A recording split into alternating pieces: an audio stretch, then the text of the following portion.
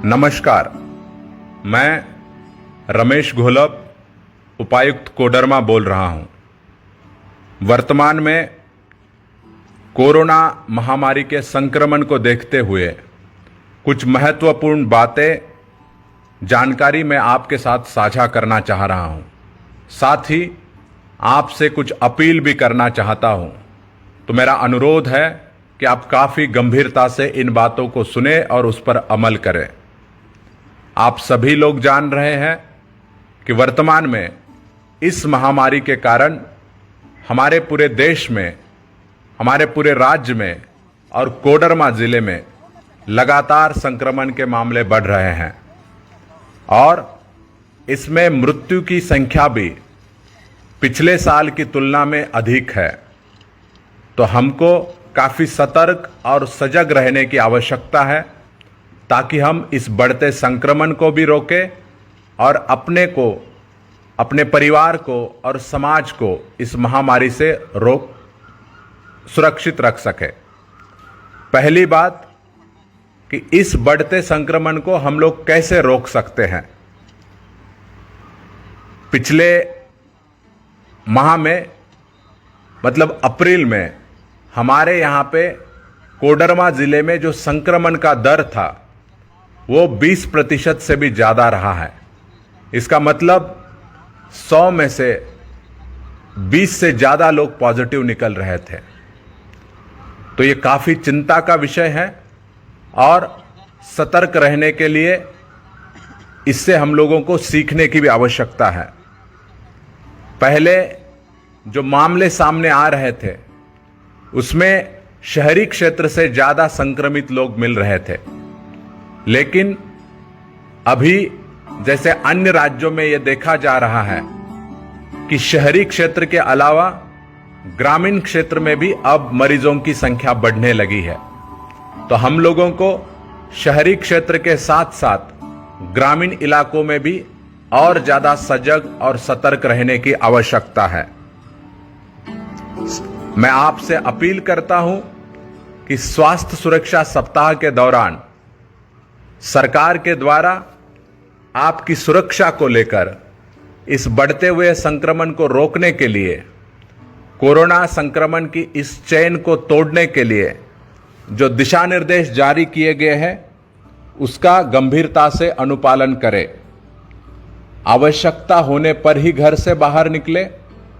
भीड़ भाड़ वाले किसी भी कार्यक्रम का ना आयोजन करें और यदि कोई इसका आयोजन करता है तो ऐसे कार्यक्रमों में जाने से बचे।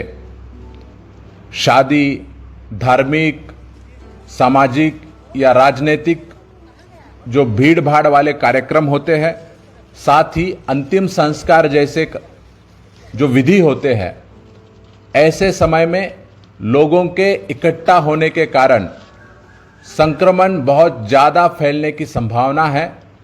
कई सारे मामलों में यह देखा गया है कि लोग ऐसी जगह पे इकट्ठा हो जाते हैं और वहाँ पे कुछ संक्रमित लोगों का भी उसमें सहयोग, उसमें पार्टिसिपेशन होने के कारण जो लोग उसमें शामिल हुए हैं वैसे लोग बाद में कोरोना पॉजिटिव पाए गए हैं और उसमें कई सारे दुखद खबरें भी सामने आई हैं। तो मेरा आपसे अपील होगा कि इस तरह के आयोजन में जाने से बचें।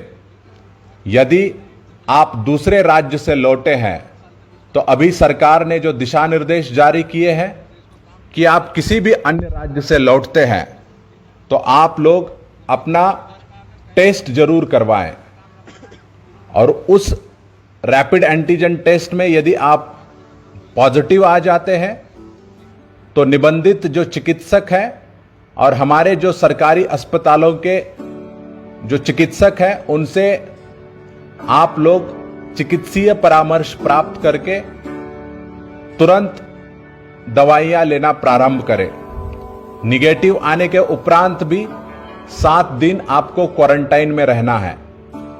सभी जनप्रतिनिधि, पंचायत स्तर से लेकर प्रखंड स्तर तक के जो जनप्रतिनिधि है उनसे मेरा आग्रह है कि आप अपने क्षेत्र में ग्राम स्तरीय निगरानी समिति, पंचायत स्तरीय निगरानी समिति, प्रखंड स्तरीय निगरानी समिति में आप लोग प्रमुख हैं, तो आप अपने स्तर से भी यह सुनिश्चित करें कि बाहर से आने वाले लोगों के कारण संक्रमण ना बढ़े। इसलिए क्वारंटाइन को और टेस्टिंग को लेकर सरकार के जो दिशा निर्देश है उसका अनुपालन करें, ताकि आपका गांव, आपका पंचायत संक्रमण से सुरक्षित रह सके। यदि आप किसी संक्रमित व्यक्ति के संपर्क में आते हैं या फिर आपके घर में कोई संक्रमित व्यक्ति है अथवा आप में किसी भी तरह के कोरोना के लक्षण दिख रहे हैं, तो आप अपनी जांच तुरंत करवा लें। जांच कराने के उपरांत उसका रिजल्ट आने का इंतजार किए बिना आपके जो भी लक्षण हैं, उस लक्षण से यथाशीघ्र आप दवाइयां लेना शुरू करें। इसमें चिकित्सीय परामर्श जरूर लें। साथ ही साथ वर्तमान में यह भी देखा जा रहा है कि कई बार सभी सिम्टम्स होने के बावजूद भी, लक्षण होने के उपरांत भी आपका टेस्ट यदि निगेटिव आ जाता है, तब भी ऐसे व्यक्तियों को खुद को प्रिजम्पटिव कोविड के केसेस मानते हुए कोरोना का दवा का जो कोर्स है उसको निबंधित चिकित्सक के सलाह के अनुसार शुरू करना अत्यंत आवश्यक है। हम लोगों ने टेलीमेडिसिन के भी नंबर्स जारी किए हैं, हम लोगों के कंट्रोल रूम के भी नंबर्स जारी हुए हैं, और साथ ही निबंधक चिकित्सक जो आपके क्षेत्र में जिनका मेडिकल प्रैक्टिस वो लोग करते हैं, ऐसे लोगों से जरूर सलाह ऐसी स्थिति में ले। जब आप पॉजिटिव आ जाते हैं तो हम लोगों ने राज्य सरकार के दिशा निर्देशानुसार सभी चिकित्सा जो पदाधिकारी है सामुदायिक स्वास्थ्य केंद्र में, हम लोगों ने मेडिकल के किट रखे हुए हैं। हाल ही में हम लोगों ने यह निर्णय लिया है कि अगले कुछ दिनों में पीएचसी लेवल पे भी हम लोग ये किट रखने जा रहे हैं। तो आप संक्रमित होने के उपरांत आपके जो स्वास्थ्य केंद्र के पदाधिकारी हैं, आपके यहाँ की जो एएनएम है, उनसे तुरंत बात करके मेडिकल किट लेके सलाह लेकर आप अपनी दवाइयाँ जरूर शुरू करें। यदि आप पॉजिटिव आ जाते हैं तो पैनिक ना हो। ध्यान रखिए कि इसमें सही समय पर इलाज शुरू होना अत्यंत आवश्यक है। यदि आप होम आइसोलेशन में रह रहे हैं तो प्रतिदिन 3-3 घंटा पर अपना ऑक्सीजन सैचुरेशन, अपने शरीर में ऑक्सीजन की जो मात्रा है उसको पल्स ऑक्सीमीटर से जरूर चेक करें, और अपना टेम्परेचर जो है वो थर्मामीटर से जरूर उसकी दिन में 2-3 बार जांच कराएं। यदि आपके शरीर की ऑक्सीजन की जो लेवल है वो अगर पल्स ऑक्सीमीटर में 94 से कम आ जाती है तो आप अपने चिकित्सकों से जरूर सलाह लें। यदि वो 90 के नीचे आना स्टार्ट हो जाता है तो आपको तुरंत अस्पताल में भर्ती होना अत्यंत आवश्यक है। मैं एक महत्वपूर्ण आग्रह आपसे करना चाह रहा हूं कि विगत कुछ दिनों में जो मृत्यु हुए हैं उसका मुख्य कारण है कि व्यक्ति संक्रमित होने के उपरांत भी या फिर उसमें कोरोना के लक्षण मिलने के उपरांत भी वो उसको बहुत हल्के में ले रहे हैं। निबंधित चिकित्सकों से सलाह लिए बिना, जो बिना डिग्री के प्रैक्टिस करने वाले जो व्यक्ति है, जिसको झोला छाप लोग हम डॉक्टर्स बोल रहे हैं, उनके बहकावे में आके टाइफाइड जैसी जांच करके कोरोना की जांच किए बिना उसके पूरे सिम्टम्स होने के बावजूद भी घर में बैठ के दवाइयां खा रहे हैं, जिसके कारण उनकी ऑक्सीजन लेवल जब बाद में 70, 60, 50 के भी नीचे आ जाती है और जब उनको तकलीफ होने लगती है तो तब वो लोग अस्पताल में आ रहे हैं। इसलिए ऐसे लोगों को बचा पाने में कठिनाई हो रही है, जिसके कारण विगत के कुछ दिनों में मृत्यु की संख्या भी बढ़ी है। तो मेरा आपसे आग्रह है कि आपको लक्षण आते हैं, आपको अगर किसी भी तरह के तकलीफ होना शुरू होता है तो आप निबंधित डॉक्टर से ही अपनी सलाह ले ले। किसी भी झोला छाप डॉक्टर के सलाह पर आप घर में उपचार करते रहेंगे तो इसके दुष्परिणाम भी आपके सामने आ सकते हैं। जिले में अभी वर्तमान में कोडरमा जिला मुख्यालय में बागीटांड में जो माइनिंग कॉलेज था, जहां पे अभी इंजीनियरिंग कॉलेज भी बना हुआ है, उसी में हम लोगों ने माननीय मुख्यमंत्री जी के द्वारा हाल ही में उद्घाटन करके 250 बेड वाला कोविड अस्पताल शुरू किया है। इसमें 110 ऑक्सीजन के हमारे बेड है और सदर अस्पताल में हमारे पाइपलाइन से युक्त 20 बेड अभी शुरू किए गए हैं और 30 बेड आने वाले 2-3 दिन में शुरू हो जाएंगे। तो किसी को भी यदि ऑक्सीजन बेड की आवश्यकता है तो जो हमारे कुछ निजी अस्पताल है वहां पर, या फिर ये हमारे इंजीनियरिंग कॉलेज वाला कोविड अस्पताल और सदर अस्पताल का जो कोविड अस्पताल है, उसमें विलंब किए बिना आप लोग संपर्क करें और वहां पे अपना इलाज शुरू करें। गांव में, क्योंकि वर्तमान में जैसे मैंने कहा था कि अप्रैल माह में 20% से ज्यादा पॉजिटिविटी का दर था, कई मामलों में या कई टेस्ट में ये 30-40% से भी किसी दिन ज्यादा रहा है।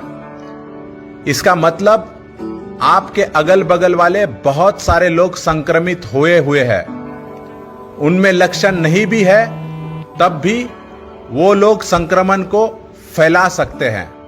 इसलिए मैं आपसे आग्रह करता हूं कि सुरक्षा का पूरा अपना ख्याल रखें। साथ ही साथ गांव देहात में किसी भी परिवार में किसी भी कारण से अगर किसी की मृत्यु हो जाती है तो मेरा आपसे विनम्र अनुरोध है कि आप लोग उस परिवार के लोग, जिस परिवार में किसी की मृत्यु हुई है, आप बाकी सदस्यों के हित के लिए, उनके बचाव के लिए आप अपनी कोरोना जांच तुरंत जरूर करवा लें, क्योंकि उसमें अगर समय पे जांच हो, समय से इलाज शुरू हो तो आप बाकी लोगों की जान बचा सकते हैं। मेरा आपसे पुनः आग्रह होगा कि बिना कुछ टेंशन लिए, बिना पैनिक हुए आप लोग आपकी कोरोना की जांच जरूर करवाइए। कोरोना होना कोई दुख की बात नहीं है, लेकिन आपको कोरोना के सभी लक्षण होने के उपरांत भी यदि आपने टेस्ट नहीं किया और आपकी स्थिति बहुत खराब हो गई और उसके कारण अगर किसी की मृत्यु हो गई तो वो बहुत बुरी बात है। इसलिए बिना किसी की परवाह किए बिना किसी की चिंता या लोग क्या कहेंगे ये सोचे बिना आपकी अपने परिवार की सुरक्षा के लिए आप कोरोना जांच अपनी जरूर करें।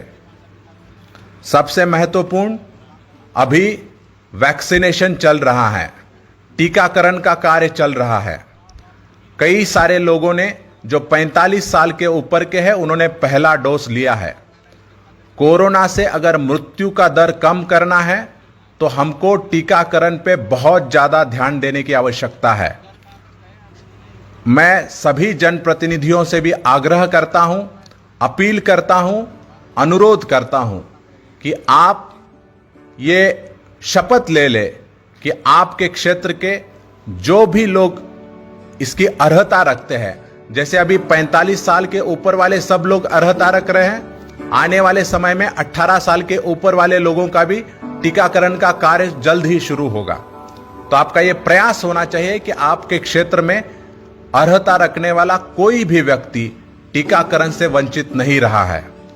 जिन लोगों ने पहला डोज लिया है उनसे मेरा आग्रह है, जैसे मैक्सिमम लोगों को हमने कोविशील्ड का यहां पे डिस्ट्रिक्ट में पहला डोज पड़ा है, तो उसमें 42 दिनों के बाद और 56 दिनों के अंदर आपको दूसरा डोज लेना अनिवार्य है। यह इसलिए भी महत्वपूर्ण है कि यदि आप 56 दिनों तक वो अगर दूसरा डोज नहीं ले लेते हैं तो उसकी जो उपयोगिता है पहले डोज की वो बिल्कुल खत्म हो जाएगी। इसलिए मेरा आग्रह है कि जिन्होंने पहला डोज लिया है और जिनके 42 दिन कंप्लीट हुए हैं वो 56 दिन पूरा होने से पहले अपना दूसरा डोज जरूर ले ले। याद रखिए, कई सारे लोग इस तरह की अफवाह फैला रहे हैं कि कोरोना का डोज लेने के बाद भी आदमी संक्रमित हो ही रहा है। मैं आपसे क्लियर कराना चाहता हूं कि जरूरी नहीं है कि आपको कोरोना का डोज लेने के बाद कोरोना नहीं होगा। कोरोना डोज लेने का फायदा यह है कि यदि आप कोरोना का डोज ले लेते हैं, पहला और दूसरा डोज लेने के बाद जो उसकी अवधि होती है वो अगर कंप्लीट कर लेते हैं, उसके बाद अगर आपको कोरोना हो भी जाता है तब भी आपको बहुत गंभीर स्थिति पैदा नहीं होगी या आपकी मृत्यु की संभावनाएं बिल्कुल कम होगी या न के बराबर होगी। इसलिए मृत्यु को रोकने के लिए सभी लोगों को जो 18 साल के ऊपर से है उनको आने वाले दिनों में यथाशीघ्र अपना टीकाकरण करवा लेना चाहिए। तो आइए कोरोना के खिलाफ इस जंग में जिम्मेदार नागरिक होने का फर्ज निभाइए और प्रशासन को सहयोग कीजिए। धन्यवाद।